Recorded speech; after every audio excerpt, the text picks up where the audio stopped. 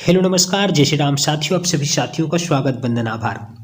साथियों, आज की क्लास में हम डिस्कस करने वाले एसएससी इंपॉर्टेंट जीके के प्रश्न आपके सामने है। पहला प्रश्न, किसी सिलोन शासक ने स्वयं को अशोक के पदचिन्हों का प्रतिरूप बनाया है। जी हाँ साथियों, किस सिलोन शासक ने स्वयं को अशोक के पदचिन्हों का प्रतिरूप बनाया है? Option A Mahabali, option B Veer Singh, option C Tishya, option D Rana Singh. साथियों, किस सिलोन शासक ने स्वयं को अशोक के पदचिन्ह का प्रतीक बनाया है? इसका राइट आंसर हो जाएगा, उस राजा का नाम हो जाएगा तिष्य। इसका आंसर हो जाएगा तिष्य। जातक कहानियां किस प्राचीन भाषा में रचित है? जी हाँ साथियों, जातक कहानियां जो है किस प्राचीन भाषा में रचित है? Option A Sanskrit, option B Brahmani, option C Greek या ऑप्शन डी पाली।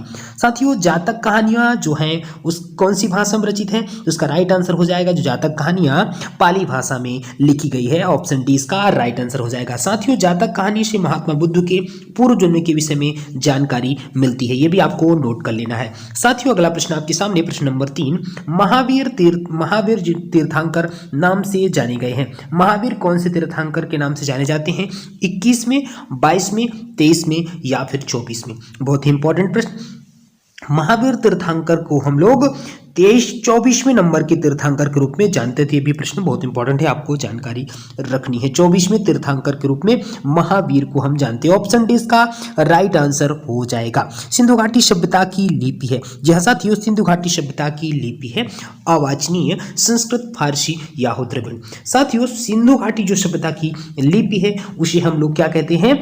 अवाचनीय कहते हैं। ऑप्शन इसका राइट आंसर हो जाएगा। सिंधु घाटी सभ्यता की जो लिपि है वह अवाचनीय है, ये भी ध्यान देना है। चलिए चलते अगले प्रश्न की तरफ। अगला प्रश्न आपके सामने, कुछ इंपॉर्टेंट नोट्स थोड़ा सा पढ़ लीजिए।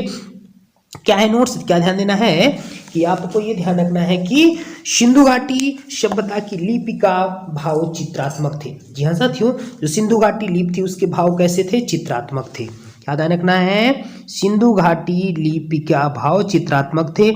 इसे अभी पढ़ा नहीं जा सका।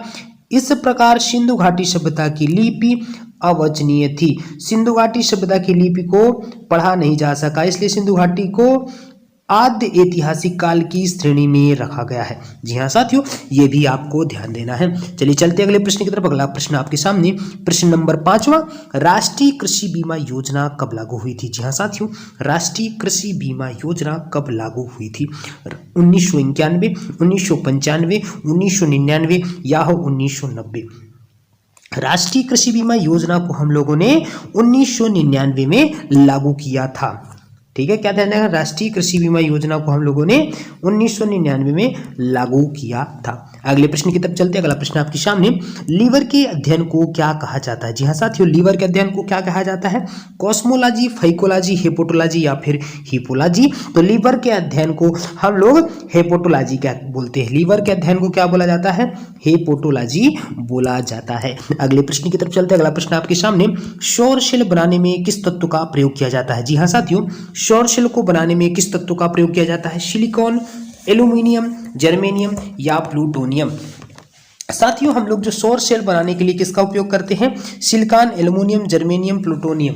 जिसका राइट आंसर हो जाएगा सिलिकॉन। सौर सेल को बनाने में हम लोग सिलिकॉन धातु का उपयोग करते हैं। ऑप्शन ए इसका राइट आंसर हो जाएगा। ठीक है, सौर सेल बनाने में हम लोग सिलिकॉन धातु का प्रयोग करते हैं। अगले प्रश्न की तरफ चलते हैं। संसार में सबसे तेज बढ़ने वाला पौधा कौन सा है? जी हाँ साथियों, संसार में सबसे तेज बढ़ने वाला पौधा कौन सा है? ऑप्शन ए शीशम, ऑप्शन बी बरगद, ऑप्शन सी पीपल या ऑप्शन डी बांस। तो साथियों, संसार में सबसे तेज बढ़ने वाला जो पौधा है उसको हम लोग क्या बोलते हैं? बांस संसार का सबसे तेज गति से बढ़ने वाला पौधा है। अब बांस को हम लोग क्या बोलते हैं? घास बोलते हैं। सबसे बड़ी घास जो है वो बांस ही है। ठीक है, अगले प्रश्न की तरफ चलते हैं। अगला प्रश्न आपके सामने, महमूद गजनवी भारत पर अंतिम बार आक्रमण कब किया था? जी हाँ साथियों, महमूद गजनवी भारत पर अंतिम बार आक्रमण कब किया था? Option A 1000, option B 1027, option C 1030 या ऑप्शन डी 1025। तो महमूद गजनवी ने भारत पर अंतिम बार आक्रमण करने की उसकी तिथि क्या थी? 1027। उसकी अंतिम बार आक्रमण करने की तिथि, महमूद गजनवी ने अंतिम बार आक्रमण 1027 ईस्वी में किया था। अगले प्रश्न की तरफ चलते हैं। अगला प्रश्न आपके सामने, भारत में राजनीतिक दलों को कौन मान्यता देता है? जी हाँ साथियों, भारत में राजनीतिक दलों को कौन मान्यता देता है? मुख्य न्यायाधीश, निर्वाचन आयोग या मुख्य चुनाव आयुक्त या इनमें से कोई नहीं। तो भारत में राजनीतिक दलों को मान्यता कौन देता है? तो भारत में राजनीतिक दलों को मान्यता देने का काम निर्वाचन आयोग करता है। कौन करता है? निर्वाचन आयोग मान्यता देने का काम करता है। अगले प्रश्न की तरफ चलते हैं। अगला प्रश्न आपके सामने, विश्व में रेशम का प्रचलन सर्वप्रथम किस देश में हुआ? जी हाँ साथियों, विश्व में रेशम का प्रचलन सर्वप्रथम किस देश में हुआ? जापान, भारत, चीन, याहू अमेरिका।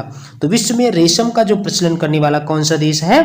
तो इसका राइट आंसर हो जाएगा चीन। रेशम का प्रचलन करने वाला कौन सा देश है विश्व में? प्रथम चीन ने रेशम का प्रचलन किया था। अगले प्रश्न की तरफ चलें। रमन मैग्सेसे पुरस्कार किस देश के द्वारा प्रदान किया जाता है? जी हाँ साथियों, जो रमन मैग्सेसे पुरस्कार होता है वो किस देश के द्वारा प्रदान किया जाता है? Option A Switzerland, option B Netherland, option C Japan या ऑप्शन डी फिलीपींस। तो रमन मैग्सेसे पुरस्कार वो फिलीपींस के द्वारा प्रदान किया जाता है। किसके द्वारा? फिलीपींस के द्वारा प्रयोग किया जाता है। इसे एशिया का नोबेल पुरस्कार भी कहा जाता है। ये भी आपको नोट कर लेना है। चलिए चलते हैं अगले प्रश्न की तरफ। अगला प्रश्न आपके सामने, कौन सा कार्बोहाइड्रेटेड मोनोसेकेराइड है? जी हाँ, कौन सा कार्बोहाइड्रेटेड मोनोसेकेराइड है? सुक्रोज, ग्लूकोज एवं फ्रैक्टोज या माल्टोज या उपयुक्त सभी।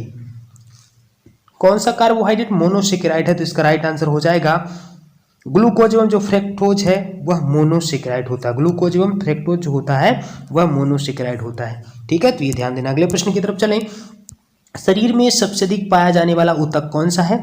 संयोजी ऊतक, उपकला ऊतक, पेशी ऊतक या तंत्रिका ऊतक। तो शरीर में जो सबसे अधिक ऊतक पाया जाता है उस ऊतक का नाम क्या है? संयोजी ऊतक। क्या है? संयोजी ऊतक। कनेक्टिव टिश्यू बोलते हैं जिसका उदाहरण क्या है? रक्त होता है। ब्लड इसका सबसे बड़ा उदाहरण है। ठीक है, तो ये ध्यान देना है। चलिए चलते हैं अगले प्रश्न की तरफ। अगला प्रश्न आपके सामने, किसी बैंक द्वारा किसानों को दीर्घकालीन वित्तीय सहायता प्रदान की जाती है? जी हाँ, किस बैंक द्वारा किसानों को दीर्घकालीन वित्तीय सहायता प्रदान की जाती है? नाबार्ड, भूमि विकास बैंक, स्टेट बैंक या हो ग्रामीण बैंक। तो इसका राइट आंसर क्या हो जाएगा? नाबार्ड। नाबार्ड भूमि विकास बैंक द्वारा भूमि विकास बैंक के द्वारा किसानों को वित्तीय सहायता प्रदान की जाती है। ये भी ध्यान देना है। अगले प्रश्न की तरफ चलिए। अगला प्रश्न आपके सामने, विश्व बैंक की उदार खिड़की किसे कहा जाता है? जी हाँ, विश्व बैंक की उदार खिड़की कहा जाता है अंतर्राष्ट्रीय वित्त निगम को, अंतर्राष्ट्रीय विकास एजेंसी को, बहुपक्षीय निवेश गारंटी एजेंसी को या अंतर्राष्ट्रीय पुनर्निर्माण विकास बैंक को। तो विश्व बैंक की उदार खिड़की हम लोग किसे कहते हैं? अंतर्राष्ट्रीय विकास एजेंसी को बोलते हैं। किसको बोलते हैं? अंतर्राष्ट्रीय विकास एजेंसी को ये सब बोला जाता है। ठीक है, उदार एजेंसी के रूप में जानते हैं अंतर्राष्ट्रीय विकास एजेंसी को। निम्न में से कौन कंप्यूटर की स्थायी मेमोरी है? रैम, रोम, हार्ड डिस्क या फिर पेन ड्राइव। तो कंप्यूटर का स्थायी मेमोरी किसे कहते हैं? तो कंप्यूटर की जो स्थायी मेमोरी हो जाएगी उसका राइट आंसर हो जाएगा रोम को कंप्यूटर की स्थायी मेमोरी कहते हैं।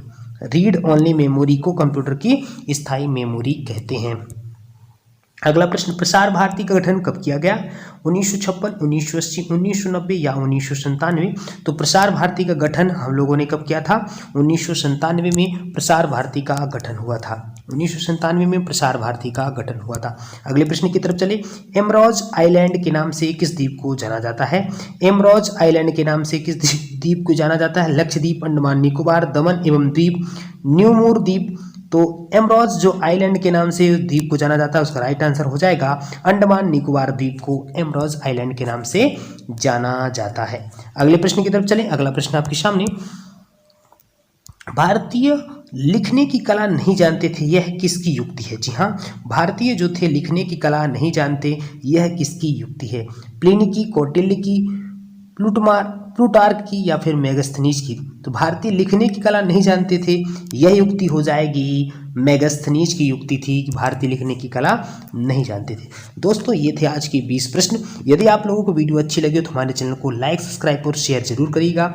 Thanks for watching this video. जय जय श्री राम।